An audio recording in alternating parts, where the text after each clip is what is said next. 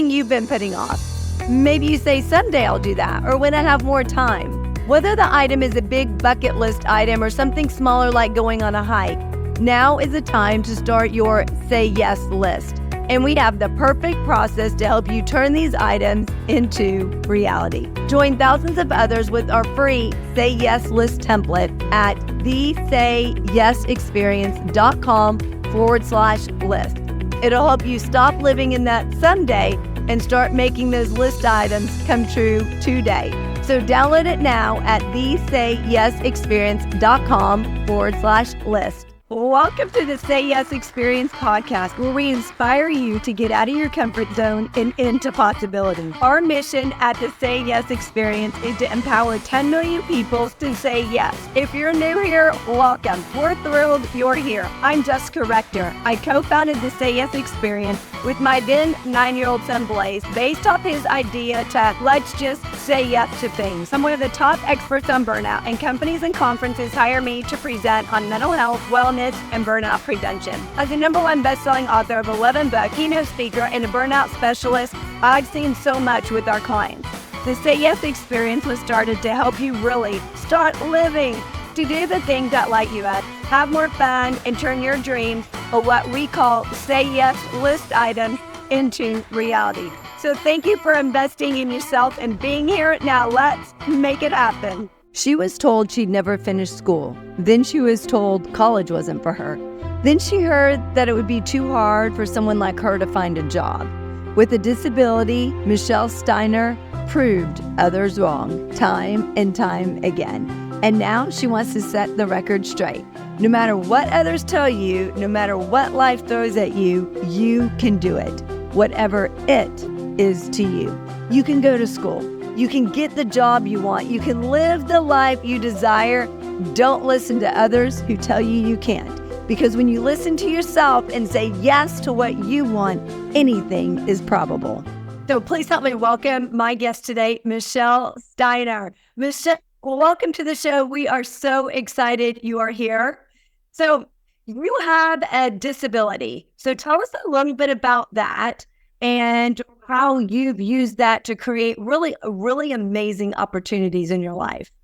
Sure, Jessica. Thank you so much for having me on the show. I'd be happy to tell you. My name is Michelle Steiner, and I have a learning disability. My learning disability is dyscalculia or dyscalculia, depending on how you pronounce it, and it's a math-based learning disability. I also have visual perception issues, and I also have limited hand dexterity. And a lot of some of the issues that I have been able to turn them into things that can help other people. I work as a teacher's aide in a school and get that opportunity to give back and help students that have disabilities to be able to be successful in their school and hopefully to take some skills to take over their life as an adult. And I also work as a disability writer and photographer. And I have my own blog, and I've had disability articles published as well. I love it, Michelle. So let's kind of peel back the onion, if you will, and kind of unpack that. So when did your first disability kind of come to light? When did you find out about it? They found out I had a learning disability when I was in kindergarten. My preschool teacher even thought before kindergarten that there just was something off about my development and my learning. I was my parents' first child, though, so they didn't know a whole lot what to base development on. So they sent me to kindergarten, and sure enough, when I was in kindergarten, I was struggling with things like tying my shoes and catching a ball and reading, and math has always been the big one. And sure enough, I was tested for having a learning disability, and they found out that that's when I had one. And when I went to school, though, during that time period, they didn't give a specific learning disability. It was more of just an umbrella term. Okay. And then how did that impact you while you were in school, especially in kindergarten, when you're just really starting to kind of get into school and learning that environment and that kind of stuff? Well, I had to finish kindergarten. We had to repeat it the following year at a different school in our district, and I began to receive specialty services in all areas. And it was really difficult for me. I can remember just thinking that learning was always going to be really hard, And I wasn't good at anything, and I just couldn't do it.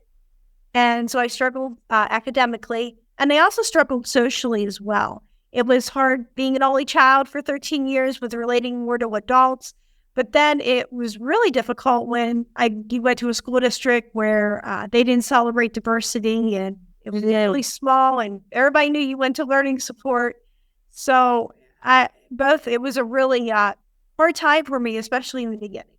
Well, and times are different back then, right, Michelle? I mean, there was a lot of schools back then that did not celebrate diversity. So how did, knowing that you have a disability, how did that impact you internally? Like maybe with your confidence or your meeting friends or sharing or speaking up and really having a voice in different things? How did that impact you? Because I can just imagine, when you're in kindergarten, especially as an only child, I have an only child, right? So that's kind of, Blaze, my only child, when he was in kindergarten, that was like his first opening to the world, if you will, right? Because before then, he'd only played with cousins, people that we knew, right? So that's his, really, as a kindergarten, a lot of times your first real opening to the world, and then you get diagnosed with a disability, wrapping your brain, as a little 5-year-old, even around that term and what that means, right? But then how does that start to impact you internally, recognizing that maybe you're not as quick at math as other people, or that you're not different. You're not the same as other people. How does that impact you and your confidence? I didn't have a lot of confidence when I was young. That was really hard for me. I didn't think that I could learn. I didn't think that I was smart. I was really blessed to have parents, though, that told me, well, you are smart. You just I love that. And they used the term learning disability. We never really danced around it was simple, age-appropriate terms.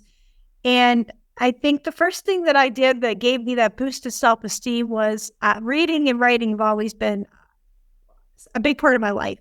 And my dad used to read to me every night when I was little. And I was a fluent reader. I just struggled with reading comprehension. And I always loved to write. And I can remember I wrote my first story about a dinosaur in 2nd or 3rd grade. And my dad said, hey, this is really good. And from that moment on, I thought, wow, this is something I'm good at and I like doing. And I just wrote from that point and read a lot of books. And that was just one of the most inspiring things, I think, when I found, I'm like, this is something I'm good at. Yeah.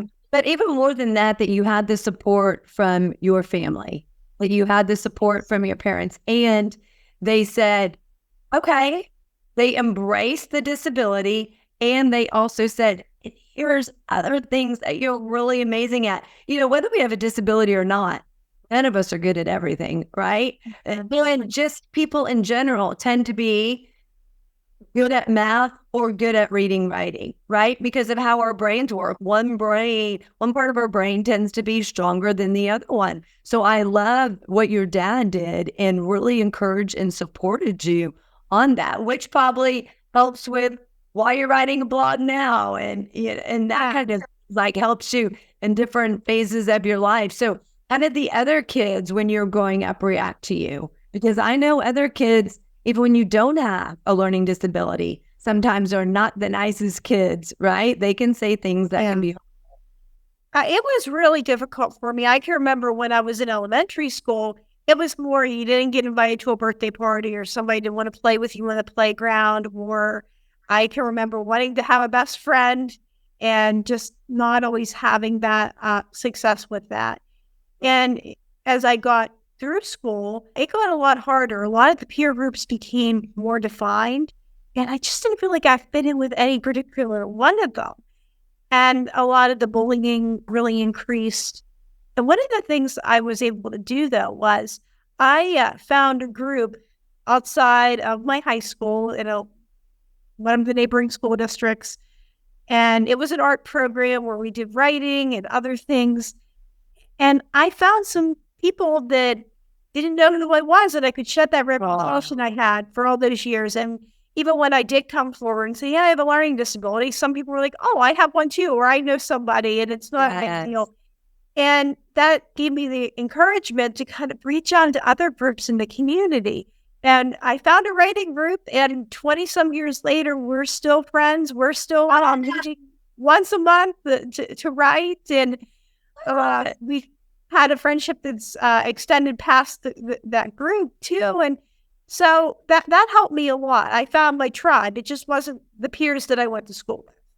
I love that. That's so empowering. And you know, what that also says, Michelle, is that no matter your situation, no matter your background, you can really be whoever you want to be. You can reinvent yourself. You just have to find the right people that are going to surround you, that are going to support you, that are going to see you for you and not the imperfections, because we all have imperfections, right? Everyone has imperfections. So the people who only see those imperfections and harp on those imperfections are just not your tribe. They're just not your people, right? Finding your people who are going to embrace those imperfections and say, we don't love you in spite of them. We love you because of them. And I think that's empowering. Right, exactly. And having someone that loves you for that, but also shares a common interest too, helps as well. And just finding those people and being able to just meet people that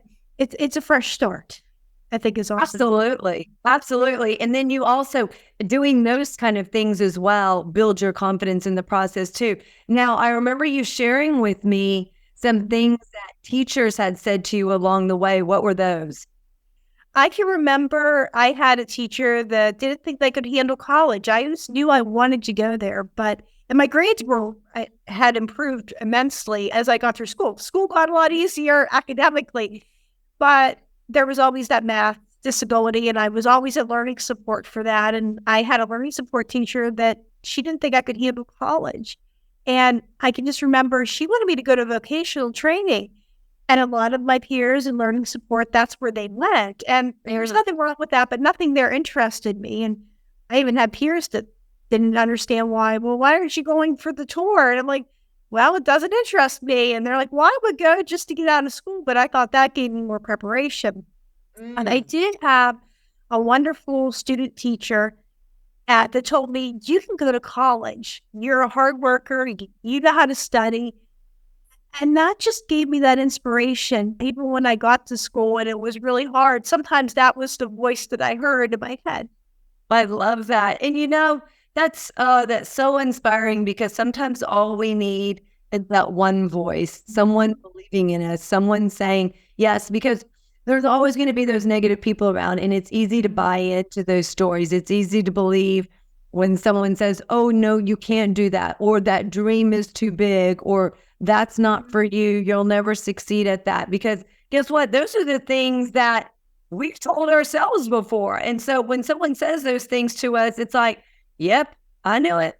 I knew it. I knew you weren't going to succeed, or I knew you couldn't do that. And it just affirms what that negativity we've been telling ourselves, those stories that have been coming up, or maybe the insecurities about ourselves. But when someone believes in us, someone says, no, you got this. I believe in you. You can do this. You're a hard worker. You're smart. You're good at academics. You figured out a way that works for you. And granted, Michelle, the way that was working for you may not work for everyone else, right? But it was working well for you, and someone believed in you. And I love how you believed that person more than that negative teacher that was saying, no, I don't think college is for you, but you believe that teacher's aide, and you said, oh, okay, maybe I can do this. And so then what happened? Did you go to college? Yes, I did. I got involved with a federal agency called Office for Vocational Rehabilitation, and they pay for testing. They even provide money for college. I was able to graduate debt-free, which was nice. And alas, but then really one of the things at that time, I had to prove I had a learning disability again. There's been some recent legislation that people can go in and you can have an IEP and receive the same accommodations, but this was long before that was passed. Mm-hmm. And I can remember I ran into some resistance again with the psychiatrist. I'm not a great test taker, and a lot of my scores were really low. And the psychiatrist didn't have a lot of faith in me. I can remember they put on there, most likely won't go beyond community college. And that was heartbreaking. I'm already afraid. I knew I wanted to go, and I knew what my student teacher told me, but there just was that fear. And when I got to college, I had a professor that told me, well, your job choices are going to be limited. And then there was a class I was in with a calculator, and I can remember them saying, oh, no, we don't use calculators here. We use our brains. And that was really discouraging for me.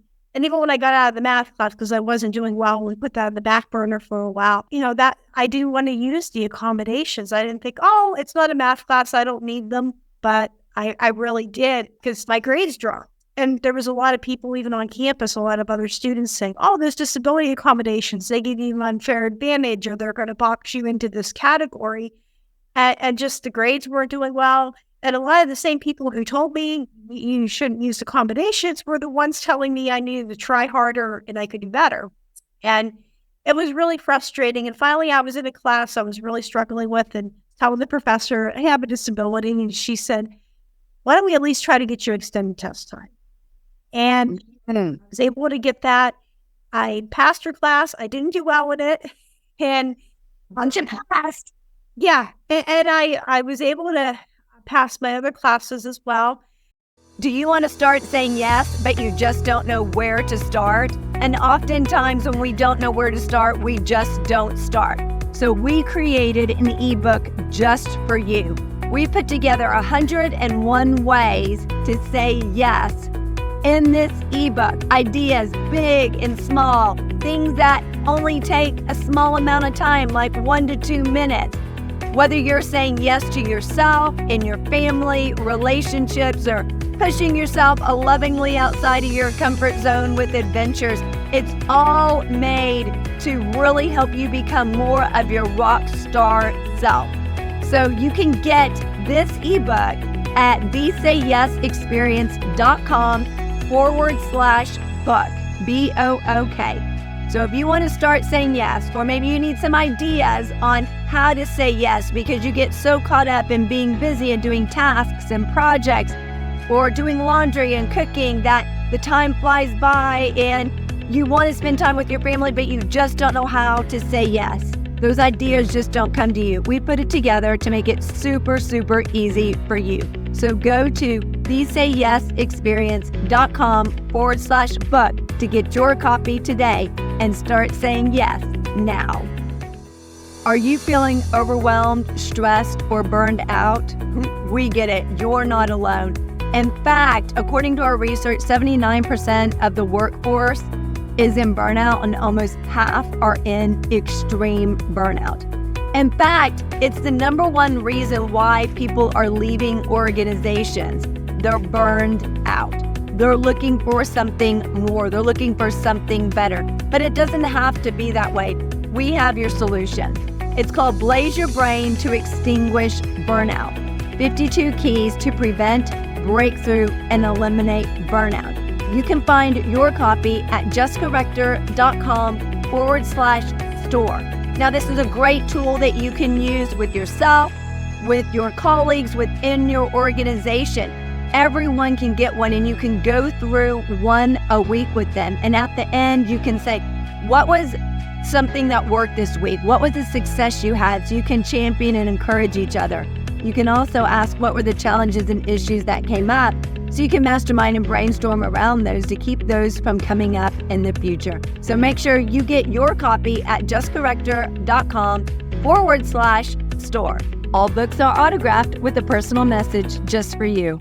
And I got my associate's degree in early childhood education, and I moved out on my own, and that was something that was important because I don't drive because of my visual perception. So living in a central location was really helpful and all of that.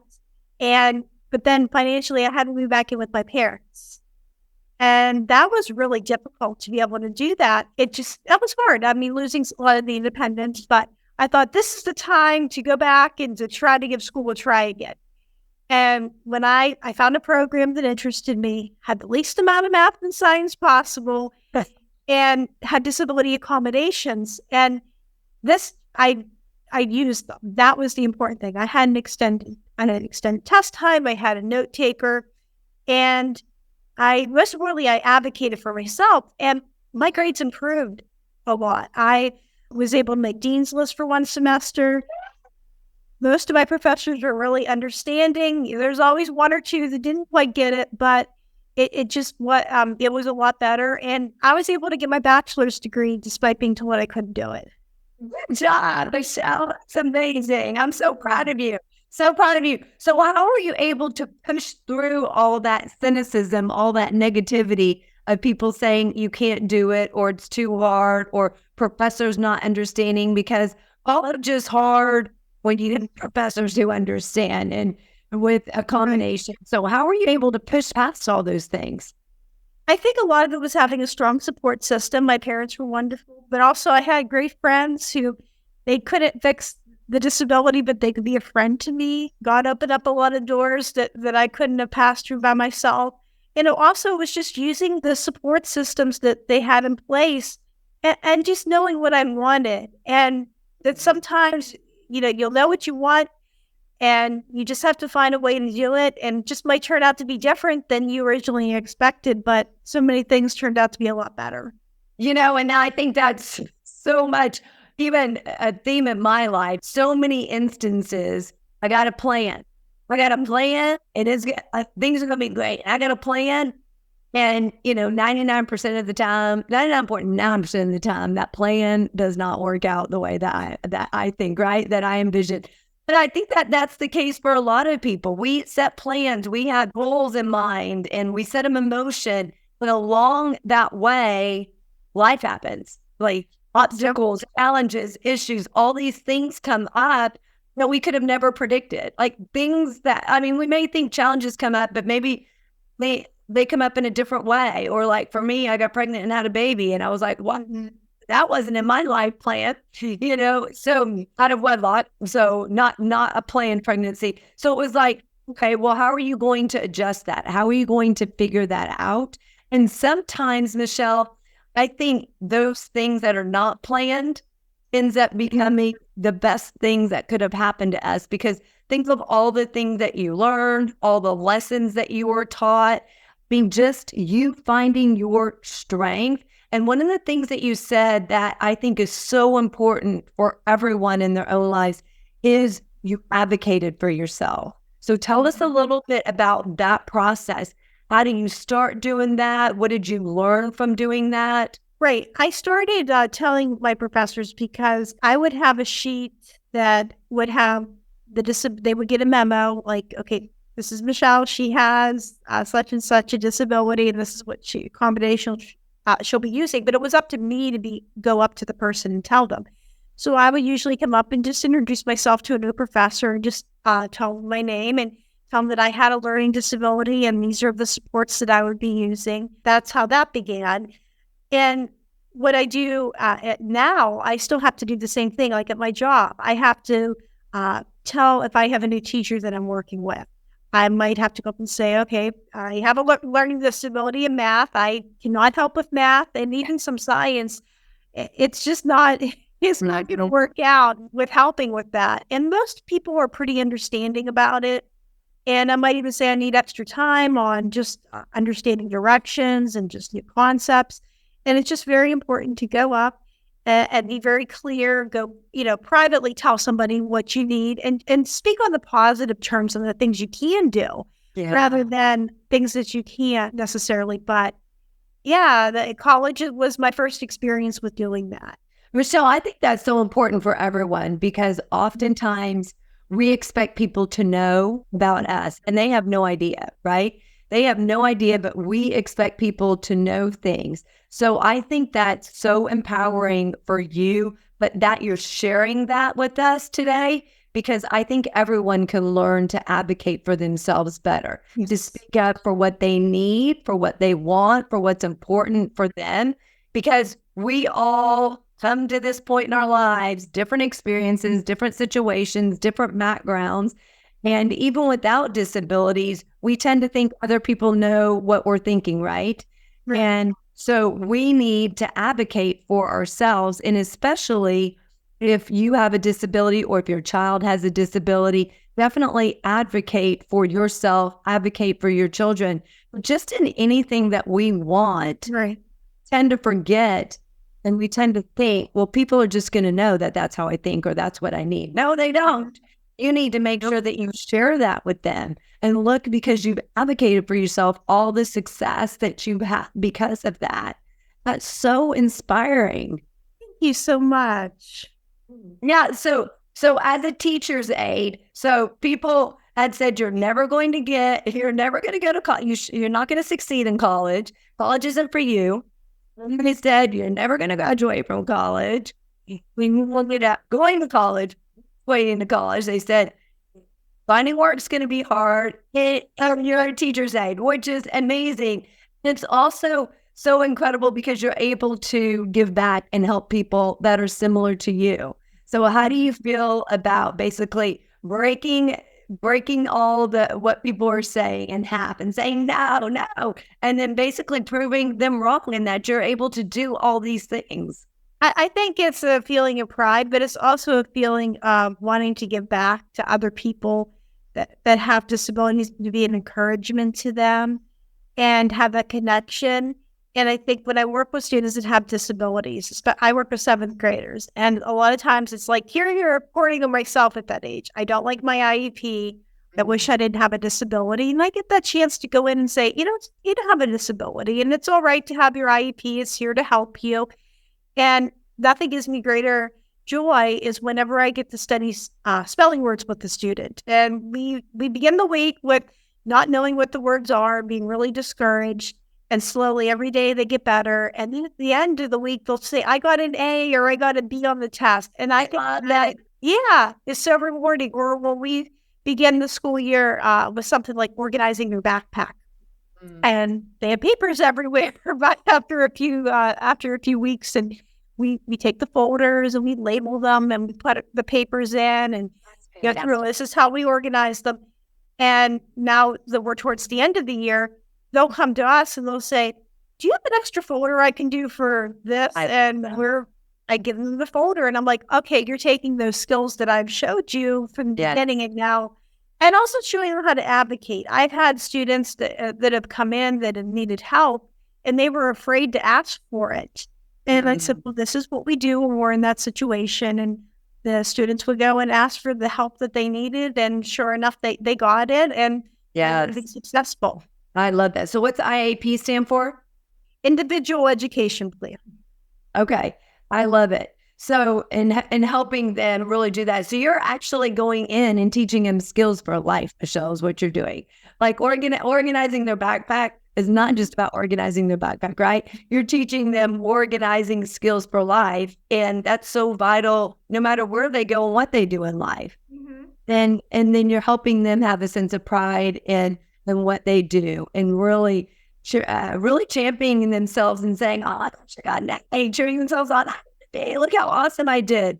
And so you're helping them do that, and you're making life easier for them and helping them really pave the way to success in their life, whatever that looks like in their life. Yes, that's definitely what I love to do, is that, just connecting and helping to get them ready, not just for the next grade, but getting them ready for life. Yeah, and asking is so powerful, like advocating for themselves, but asking for what they need and what they want. I mean, us as humans just need to get better at being able to ask. How did you learn to ask for things for yourself so well? How did you learn that skill? Well, when I was young, my parents advocated for me. My mom was great for talking to people on the phone about my disability, and I thought, oh, wow, she's really good at this. And sure enough, I had to do that after a certain point. And it was just through a lot of practice. And sometimes, in the beginning, it was hard and I didn't do a great job at advocating for myself. And I might have come off as not being positive and not getting what I want, or I was really frustrated. But it was just a skill that I had to learn how to ask and how to do it in a polite, but definitely a way that I was able to express my needs. And it just took time. It was a process in doing it. Absolutely. So what do you want to share with people Two different things I want you to share. What do you want people to get out of this? People who have a disability, what do you want them to learn from you? And then what do you want to share with people who don't have a disability? Because I still believe there's a lot that we all can learn from you, whether we have a disability or not. So really two different questions I'm asking. Sure. I would like to encourage people that have disabilities to know what they want and to find a way to do it. That's definitely something. And I would also give the same advice to people who don't have disabilities, is to really know what you would like to do and just be able to find a way. And for both people, that success can come. It just may come in a different package. And usually that one is a lot better than the first idea. Right. And also I love your perspective on advocating for yourself and asking for what you want, because people can't read our minds, right? People can't read our minds, and also persevering through those challenges that come up. Because if you had listened to all the people in your life that you were around that said, no, you shouldn't do that, or you can't do that, or that's not going to be successful, you know, your life would look completely different. But you had this strong support system around you. They supported you, but then you also listened to yourself, and you put in the work, but you also listened to yourself and believed in yourself that you could do it and that you could succeed. And I think that's a powerful message as well. Yes, definitely. Yep, I agree.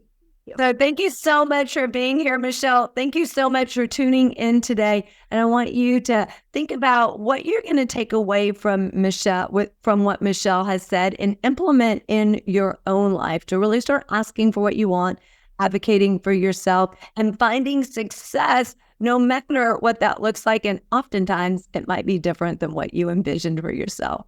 We'll see you next time. Have an awesome day. Bye-bye. Are you ready to move to your next level of rockstar greatness?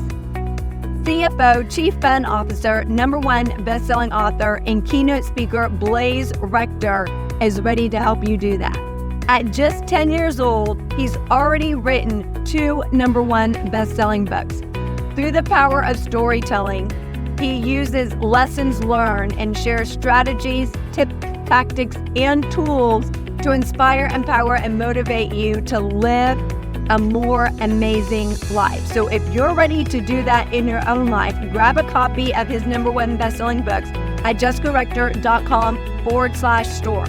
And when you order your copies, he will personally autograph them and write you a message on those books before shipping them out to you to really inspire and empower you in your life. These books are great for adults and kids alike. So if you're ready to move to your next level of rockstar greatness, make sure you grab your copy at jessicarector.com/store.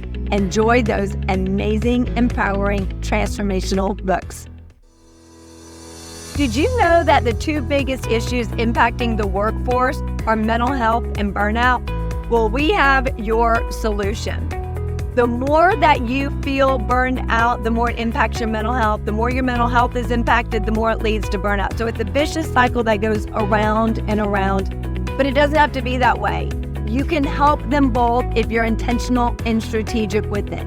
We have lots of resources for you at jessicarector.com/store. One that I want to highlight that really enhances your mental health is Tame Your Brain Game, 52 tips to turn negative thoughts into positive action. Now, research shows that 80% of your thoughts are negative. No matter how positive you feel, it's the pattern and the habit that you've developed over the course of years, over the course of decades. And that can often impact your life, how you show up, how you lead, how you communicate, how you engage, whether at work or at home. And then it also impacts a work environment. All you need is one NN or TT, negative Nancy or toxic Tim, to really impact that work environment. So if you are ready to enhance your mental health, get your copy of Tame Your Brain Game, 52 tips to turn negative thoughts into positive action today at jessicarector.com/store. All books are autographed with a personal message just for you. Thank you so much for being here. Check us out at thesayyesexperience.com. Our mission at the Say Yes Experience is to empower 10 million people to say yes.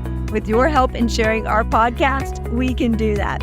Follow us on all social media at The Say Yes Experience and join our free community at facebook.com/groups/The Say Yes Experience. Thank you again to our guest. You can find all the contact information for our guest in the show notes. Thank you to our CFO, Chief Fun Officer, Blaze Rector, our business advisor, Lisa Verhurick, and to our team at Jessica Rector Enterprises. We look forward to connecting with you on the next episode. Have an amazing day and keep being a rock star.